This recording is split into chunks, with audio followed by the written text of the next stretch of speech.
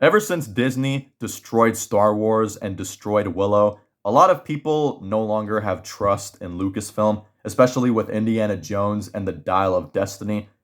I mean, what do you have for this movie? George Lucas has nothing to do with it. Steven Spielberg is not directing it. He was supposed to, but then he left.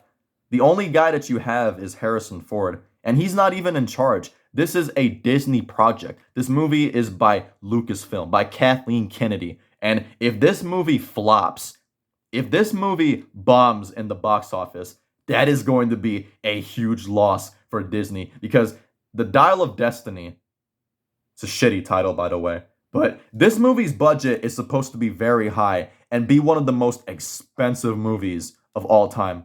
And funny thing is, I already knew about this. I got a buddy of mine who sent me a post on Instagram a couple days ago, and it was an article talking about Indiana Jones and the Dial of Destiny, that the budget was supposed to be very high and it was a very expensive movie, but it didn't say the numbers. But now we have the numbers. Now we have the budget revealed.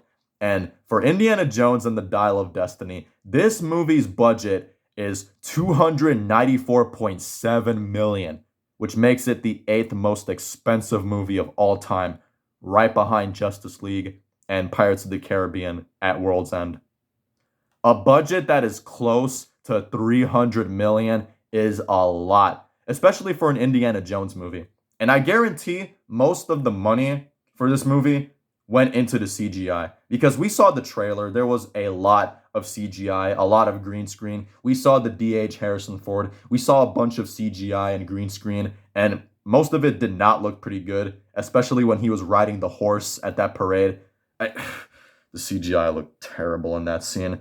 But what made Indiana Jones special for most people were the fight scenes, the action scenes, the stunts, the practical effects. There was barely any special effects used for Indiana Jones, at least in the original trilogy. And I was doing some research on the budget for the rest of the movies in the series, and it isn't really that high.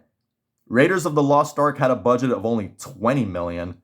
Temple of Doom had a budget of 28 million. The Last Crusade had a budget of 48 million, close to 50. And then Kingdom of the Crystal Skull had a budget of 185 million, which it's expected because that movie had a ton of CGI, a ton of green screen. So that's where most of the money went into. But for Dial of Destiny, a budget of 300 million is a lot. And especially if you compare it to the original trilogy, none of these movies had a budget over 100 million. It was just the fourth one. But I'm just saying, if this movie flops in the box office, that's going to be an L for Disney. And I've said it before, I'm not really excited for this movie and I don't care for it. And I don't think it's going to be good.